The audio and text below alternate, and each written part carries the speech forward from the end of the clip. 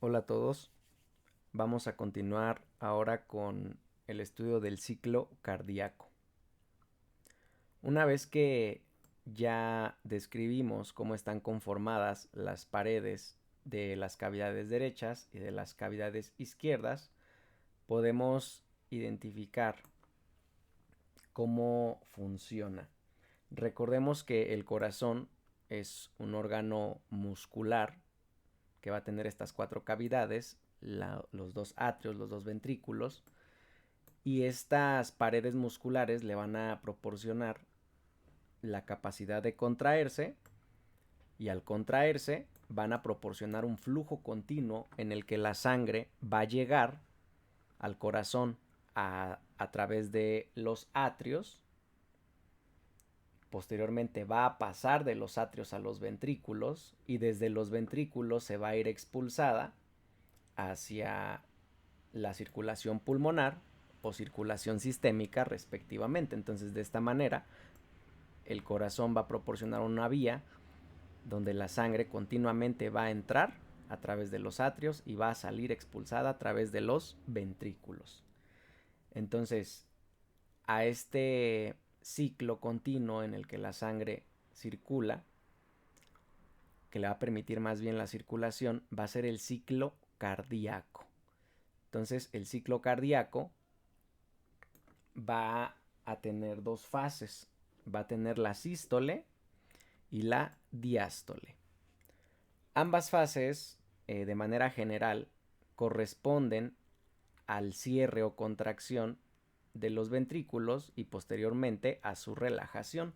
Durante la sístole vamos a tener el periodo de contracción ventricular, y durante la diástole vamos a tener el periodo de relajación ventricular.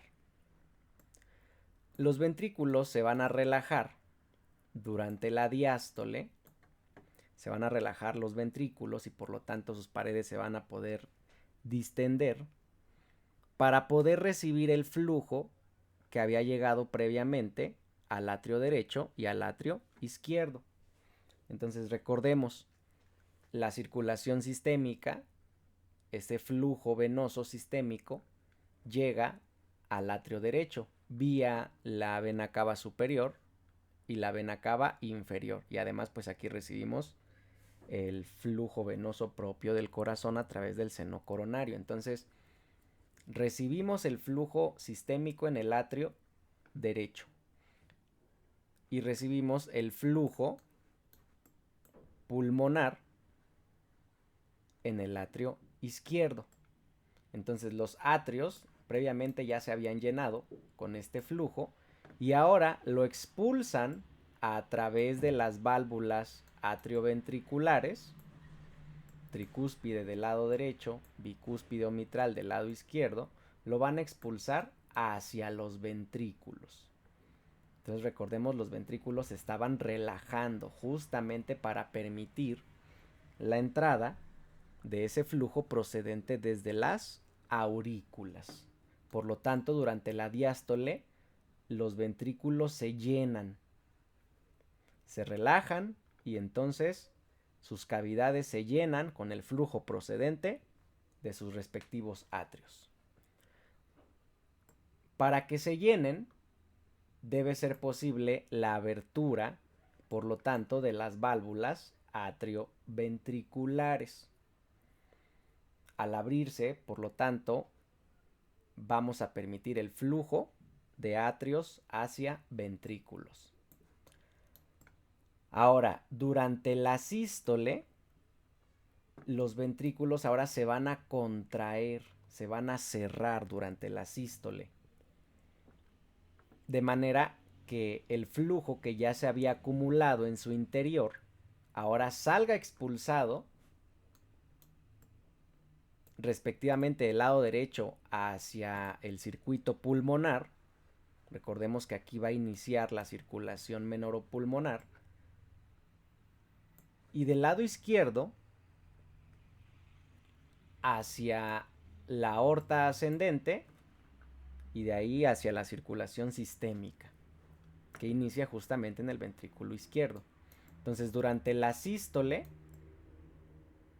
se van a cerrar, se van a contraer los ventrículos y al contraerse van a expulsar la sangre que tenían en su interior hacia el circuito pulmonar y hacia el circuito sistémico respectivamente del lado derecho e izquierdo.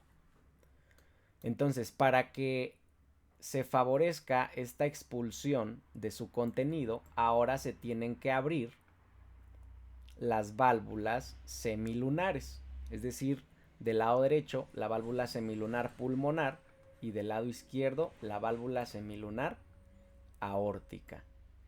Entonces, al abrirse, van a permitir que el flujo del ventrículo izquierdo y derecho salgan hacia la circulación pulmonar o sistémica.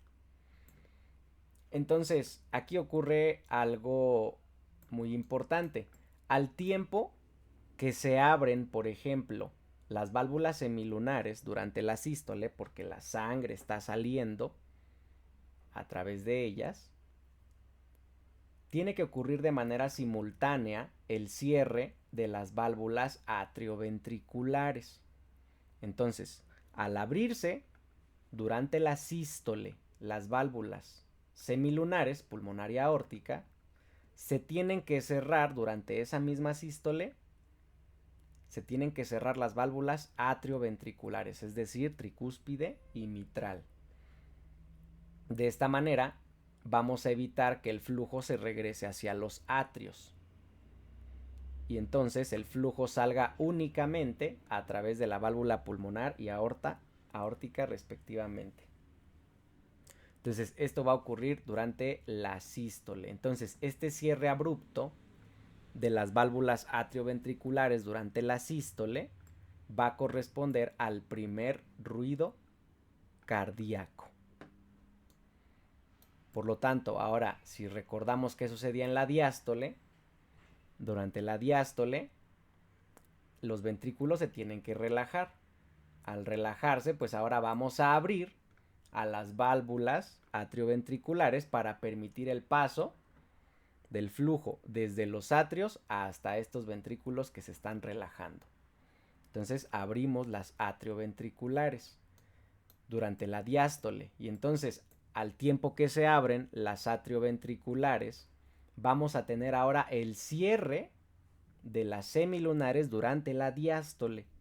Este cierre de las semilunares se da por el retorno en cada uno de los circuitos y entonces se van a cerrar las semilunares, la pulmonar y la aórtica, para evitar ese retorno del flujo y que se regrese hacia su respectivo ventrículo.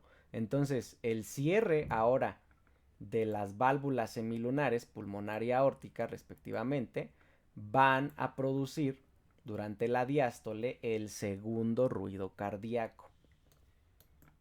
Entonces de esta manera el primer ruido cardíaco, nuevamente, lo vamos a escuchar en la sístole por el cierre de las atrioventriculares, al tiempo que se abren las semilunares. Y el segundo ruido cardíaco lo vamos a escuchar durante la diástole y va a ser causado por el cierre de las semilunares, que al mismo tiempo se van a abrir las atrioventriculares. Ahora veámoslas en movimiento.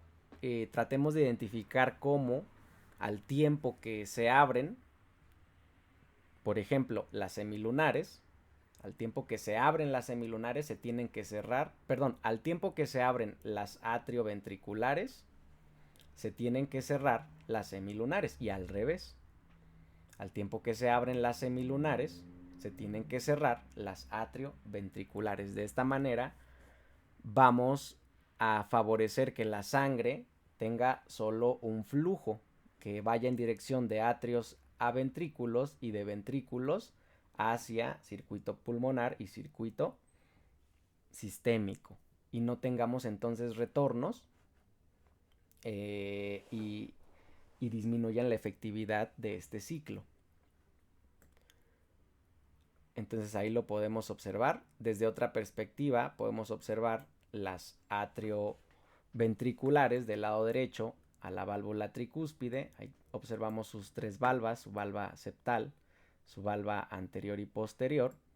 Y de la bicúspide o mitral, su valva anterior, su valva posterior. Si retiramos la aorta ascendente, el callado y la pulmonar, vamos a observar en una vista superior. Entonces, vamos a retirar aquí a la vena cava superior.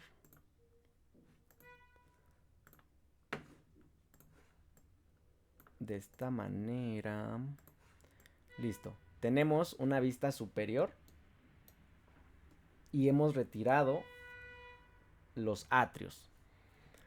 Entonces, en la región posterior observamos a las dos válvulas atrioventriculares. Del lado derecho la tricúspide, del lado izquierdo la bicúspide o mitral respectivamente. Y en la región anterior propiamente a la válvula pulmonar y por detrás de la pulmonar a la válvula aórtica. Entonces aquí tenemos a las dos semilunares. Entonces desde esta perspectiva podemos observar, recordemos, sístole, cierre de las atrioventriculares, diástole, cierre de las semilunares, y de esta manera vamos a proporcionar los ruidos cardíacos. Muy bien, de esta manera concluimos el estudio del ciclo cardíaco.